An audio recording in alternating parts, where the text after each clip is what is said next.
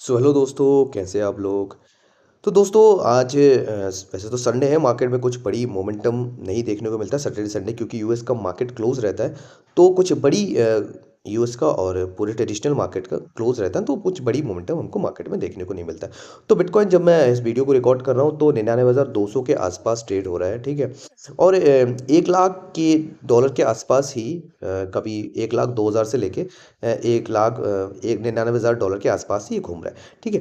तो देखिए दोस्तों, ये वीक बहुत इंपॉर्टेंट है कि वीकली, अगर वीकली कैंडल हमको 1 लाख डॉलर के ऊपर क्लोज होते हुए दिखता है, तो वो बहुत ज़्यादा अच्छा रहेगा मार्केट के लिए। हालांकि एक भी अभी तक ऐसा कैंडल नहीं देखने को मिला है, डे का कैंडल भी, जो 1 लाख डॉलर के ऊपर क्लोज हुआ हो, ठीक है। तो ये वीक हमको देखने वाली बात ये है कि क्या एक ये वाला जो वीकली कैंडल है, क्या ऊपर की तरफ हमको क्लोज होता हुआ दिखता है कि नहीं है। देखिए मार्केट दोस्तों इस समय से थोड़ा सा स्टेबल है ना, इसमें कुछ बड़ी उतार चढ़ाव हमें देखने को नहीं मिल रहा है, ठीक है।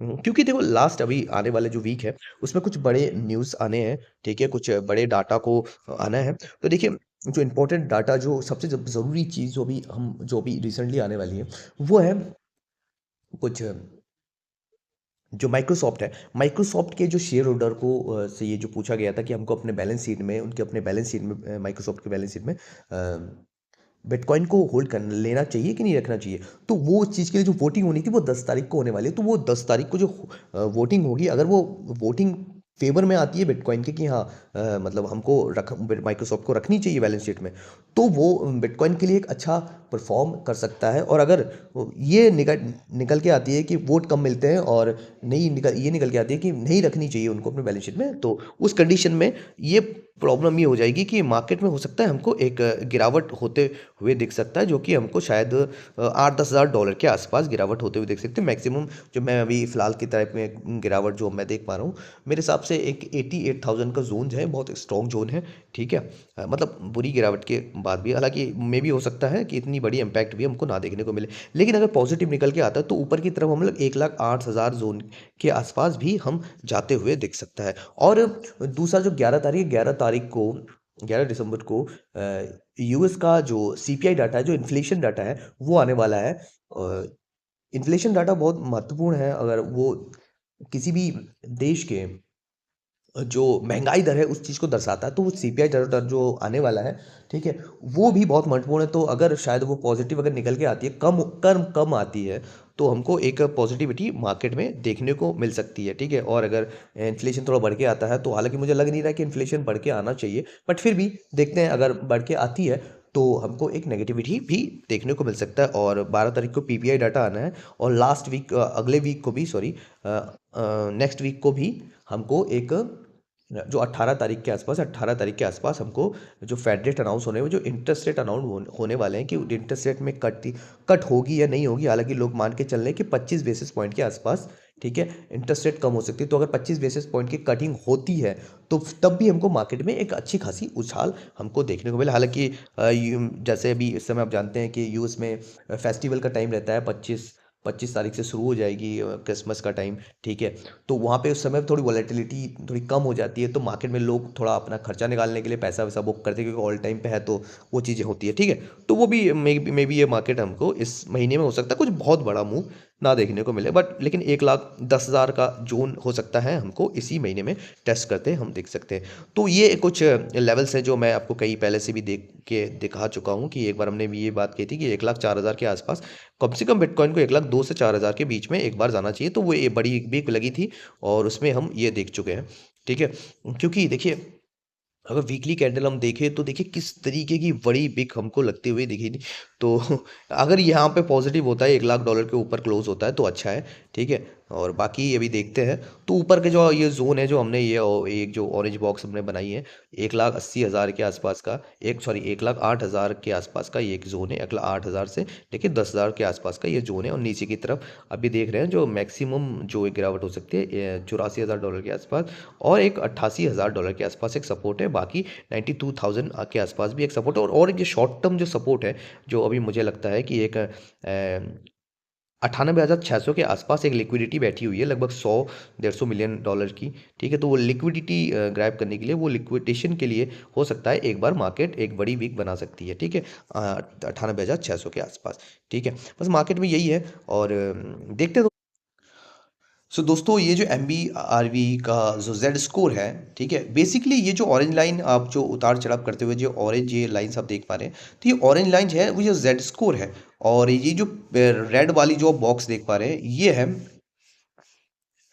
ठीक है, ये है ओवर वैल्यूड। अगर मार्केट किस कंडीशन में, जब ओवर वैल्यूड हो जाती है, तो उस कंडीशन में ये अगर यहाँ पे चली जाती है इसके अंदर, तो एम बी जेड स्कोर की जो लाइन है जो ऑरेंज वाली, तो वो ओवर वैल्यूड कही जाती है। तो ये कंडीशन ये बताता है कि जब भी देखिए आप जब 2000, आप यहाँ पे एक बार देख सकते हैं, देखिए कुछ तरीके से जब मार्केट हमको 2021 में जब एक अपसाइड जाते हुए देखा था, तो ओवर वैल्यूड हमको ये बता दिया गया था कि हाँ, एम बी आर बी का जो जेड स्कोर है वो हमको 7 के आसपास चला गया था। ठीक है, और उसी तरीके से अगर हम इसको भी देखें, तो ये देखिए 2000 जो 17 का जो बुल रन था, ठीक है, 2017 का जो बुल रन था, उस समय भी हम लोग लगभग 9-10 के आसपास चले गए थे, और ये रेड बॉक्स में हम प्रवेश कर गए थे। ठीक है, और अब यहाँ पे भी देख सकते हैं, तो जो ये नवंबर 2013 का जो बुल रन था, तब भी हम 10 के आसपास इस रेड बॉक्स में प्रवेश कर गए थे।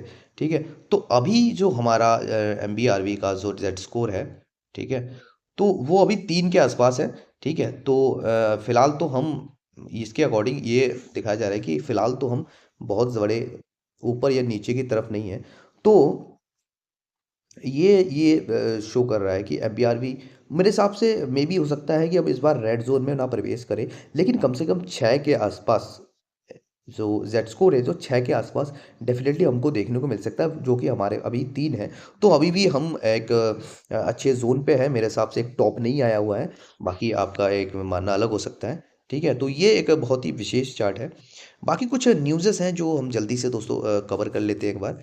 ठीक है, जो भी इंपॉर्टेंट न्यूज़ है। ठीक है, तो 20 बिलियन डॉलर के आसपास यूएसडीटी प्रिंट मिंट कर चुका है लास्ट 30 दिनों में। तो जब भी बहुत बड़ी मात्रा में यूएसडीटी मिंट होते हैं, तो एक अच्छा पंप आता है, क्योंकि एक लिक्विडिटी आती है, एक नया पैसा मार्केट में आता है। तो जब लोग पैसा लेके आते हैं, तो डेफिनेटली वो कुछ ना कुछ बाय करेंगे, इस कंडीशन पे ही आती है। ठीक है, और माइकल सेलर का ये कहना है कि देखिए, इनका वीडियो तो आता ही रहता है।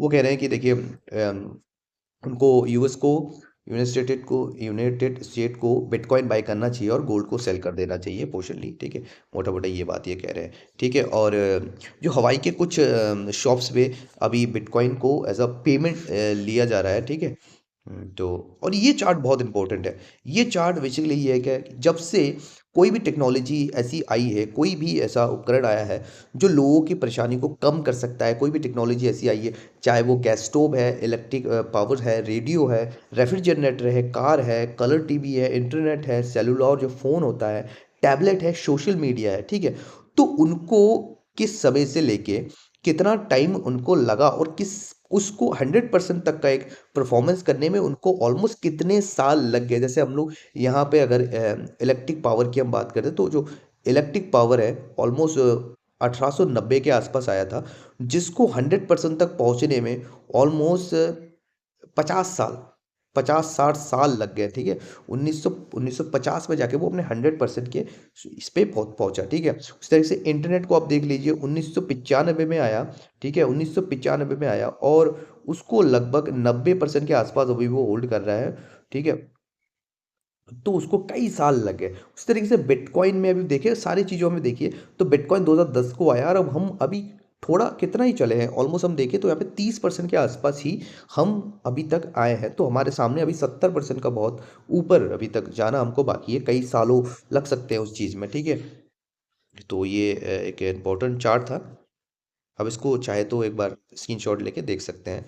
यूएस ट्रेजरी से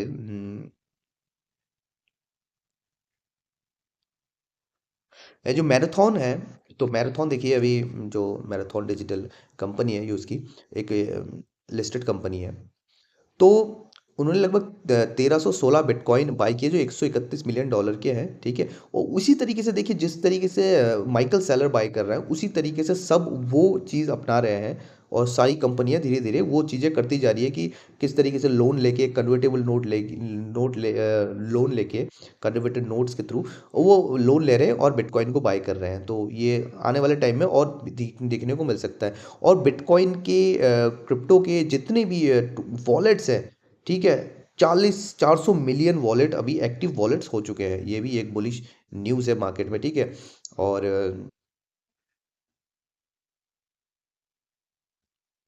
वैंकूवर वैंकूवर जो कनाडा की एक स्टेट है, वहाँ पे जो बिटकॉइन को कुछ चीज़ों में एक्सेप्ट किया जाता है, जैसे टैक्सेस में आप कुछ फीस में आप उनको बिटकॉइन से पे कर सकते हैं, ठीक है।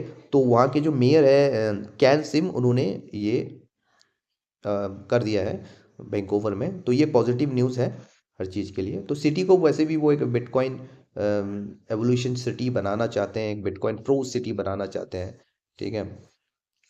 और चार्ल्स शॉप ने कि जो असेट मैनेजर, तो 9 ट्रिलियन डॉलर के असेट मैनेज करते हैं, ठीक है।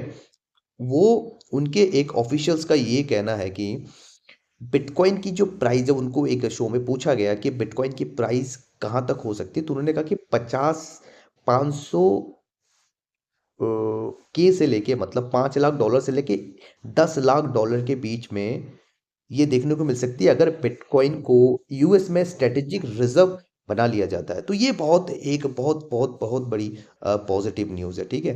तो बस दोस्तों यही न्यूज़ है। तो बाकी दोस्तों, अगर मेरे चैनल पे आप नए हैं ना, तो प्लीज़ यार वीडियो को पहले तो पूरा देखा कीजिए। अब मैं बहुत सी इन्फॉर्मेशन वीडियो आपके लिए लेके आता हूँ दोस्तों। और भी कई इन्फॉर्मेटिव वीडियो मैं आपके लिए लेके आऊँगा, लेकिन प्रॉब्लम क्या है, नया चैनल है, तो लोग फ़ायदा नहीं उठाते एक्सपीरियंस का, ठीक है। आप प्लीज़ मेरे चैनल को सब्सक्राइब कीजिए, और आने वाले टाइम में हम और भी इन्फॉर्मेटिव वीडियो लेके आएंगे। मेरे वीडियो को लाइक कीजिए, चैनल को सब्सक्राइब कीजिए, और इमरजेंसी अपडेट के लिए हमारे टेलीग्राम चैनल को फॉलो करना बिल्कुल मत भूलिएगा। देखिए, जितने भी इमरजेंसी अपडेट होते हैं, ठीक है, उन सारे अपडेट्स के लिए मैं तुरंत से डाल देता हूँ कि जो भी इमरजेंसी अपडेट है, कहीं ना ऐसा ना हो कि कुछ ऐसा हो जाए और बुरा हो जाए और आपको पता भी ना चले। तो वो चीज़ मैं तुरंत से इसमें डाल देता हूँ। तो मैं टेलीग्राम पे ज़रूर आइए, और मैं इसमें थोड़े कभी-कभी मैं इसमें फ्यूचर्स के और स्पॉट के कॉल भी शेयर करता हूँ। ठीक है दोस्तों, फिर आज के लिए इतना ही। फिर मिलते हैं किसी दूसरे वीडियो में। तब तक के लिए बढ़िया रहिए, कमाते रहिए, खुश रहिए।